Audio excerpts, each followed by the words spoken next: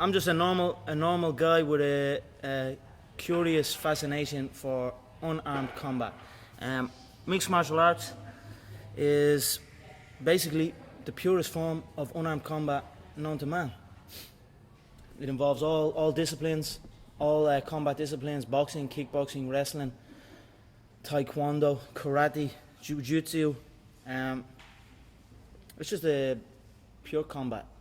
Conor, given the tradition of sport in this country, we have a proud tradition of Gaelic games, soccer, rugby and all the rest. How does a young lad from Crumlin get into mixed martial arts? Well, I was no different growing up. I was always into football. You know what I mean? Growing up where I'm from, there's two things you were known for. You were either good at playing football or you could fight. And I was no different. Fighting was always something I was interested in. Football was what I wanted to do. Football was my first dreams. I always dreamt of playing. I always used to go out on my own. I was like 7, 8 years old and put on my football boots and run up and down kicking the ball, dreaming of playing in front of a big stadium. But just growing up then, I realised that I needed to be able to defend myself in certain situations. I just wanted to be able to defend myself, and it led me to combat sport and studying different ways the human body moves. And I was like nearly a mixed martial artist without even knowing I was. You know what I mean? I just basically wanted to defend myself in any scenario, and I used to go from gym to gym, trying to learn different ways. When did you realise, at what age, that this was something you could carve out a career from?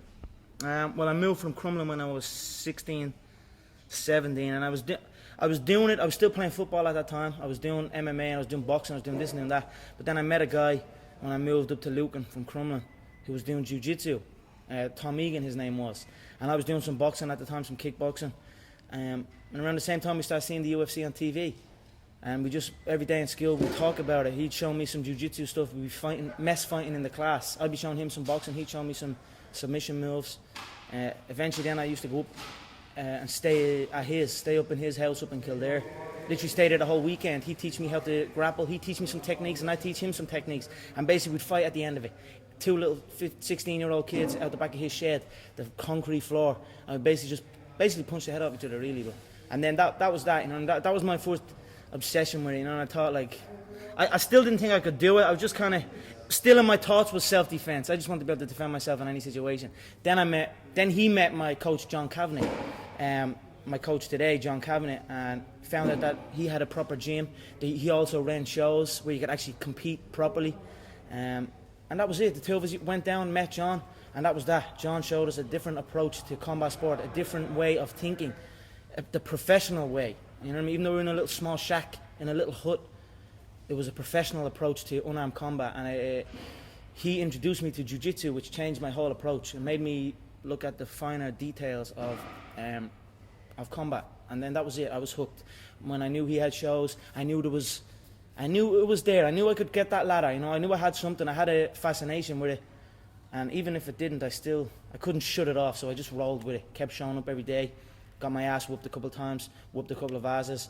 Eventually I became really good, and that's that. You keep mentioning there that you're doing this, or you had, when you were starting out, you were doing it to defend yourself. Were you bullied when you were younger? I definitely wasn't bullied. I mean, I definitely wasn't bullied. But you know, as you're growing up and you're walking around and I used to live in a little estate, and when you explore outside that estate, you start meeting new people, and then fights would happen. You know what I mean? Young boys would fight, but it just stuck in my head a little bit more. When something like that happened, it was always in my head. I'd go back and think about it. I'd think about what happened, what position happened, and just think about things. I wasn't necessarily bullied or nothing like that. You know what I mean? Have my friends grew up. It's just Crumlin's a tough area. You know what I mean? It's just the way it was as growing up, but. It just probably, like, maybe people might just went on with the day and forgot about it. Me, I just kind of sat back and thought about it a lot more, and it led me to the gym. This is your life, it's your job. Did you ever have, let's call it a normal job, Conor, a 9 to 5? Mm-hmm. Yeah, because the Irish thing is to get into a trade straight away. I was no different. As soon as I finished school, I was always getting pestered. What are you doing with your life? You're doing this, doing that. They didn't know what it was. They didn't know what MMA was. They didn't know what none of this. They didn't know I could make a career out of it. As far as they were concerned, my man and dad I'm talking about, as far as they were concerned, I was just getting into a cage and fighting with some other guy. They didn't know nothing about it. No one did, really. But I knew. You know what I mean? I knew. But and then I ended up getting a trade just to keep them quiet. Because I used to have a lot of fights with my dad. What trade did you get? I ended up getting a trade as a plumber. literally up in the back arse of nowhere, up in the Wicklow Mountains. And funny enough, that site was one of the biggest sites in Europe. Kiltiernan, it was right at that skiing place. Huge, and now it's just abandoned. Now it's just deserted. So I used to go up there 6 o'clock, 5 o'clock in the morning. I was on that M50. I used to have to walk to the N4, about half an hour from my house, wait for some Limerick guy that I didn't even know. He'd drive on the M4, and I'd have to flag him down.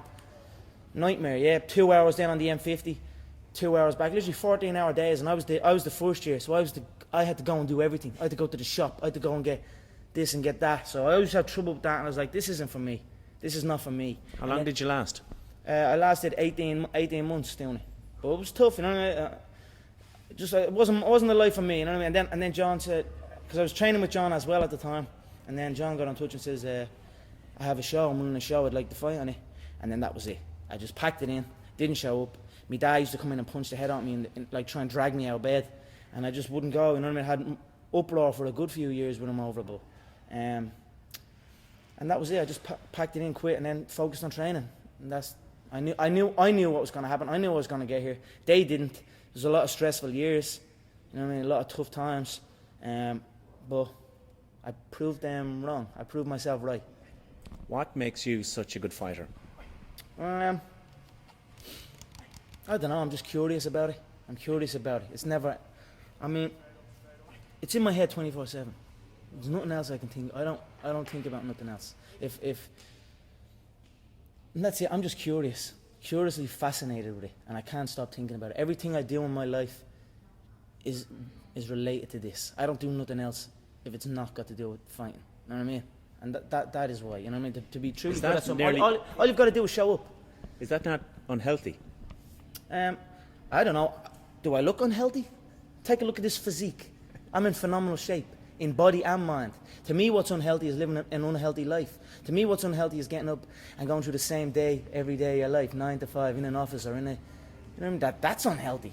That beats your mind. I don't work. I love what I do, and that's why I'm doing what I love. You know what I mean? That's why it's become a career for me, because I love it. I love what I do. So I don't think it's unhealthy. I feel good in my mind. You know what I mean? It's my life. What has the last 6-7 months been like for you, Conor? A lot different. You know what I mean? Get a lot more spotlight is on now. I'm no different. I don't do nothing any different. I still come to the gym. There's people trying to get me to do this and get me to do that. But I know that in order to be successful at this game, it needs to be 24/7. I need to be living in this gym. And since this new facility, SBG Concord, has opened up, the setup now is I come here at 1, 2 o'clock in the day, and I'm here till 10 o'clock at night. There's no outside distraction. There's no nothing. It's been crazy. The spotlight is on. The Irish public are watching. But it's what we planned. It's what we prepared. I knew I was going to be the person to bring martial arts to the public eye. And now it's happening. You know what I mean? There's two things I've learned from these past 7 months. Number one is that hard work pays off. And number two is that dreams come true. And that's what's happening. Final one for you. I want to know what you want to achieve. Is it the fame? Is it to be champion? Is it the money? What do you want from this career? I don't care nothing about fame. Yeah, I don't care about fame. The gold belt is what I want. The 2 gold belts. I was a 2-weight world champion in the previous organisation. Now I'm on the big stage at the UFC. I want that featherweight belt and I want that lightweight belt. That's my goal. The money is going to come with that. Don't get me wrong. It's prize fighting. I'm after the money as well. But the money comes with the belt. And the belt is what I'm focused on. I don't care about fame.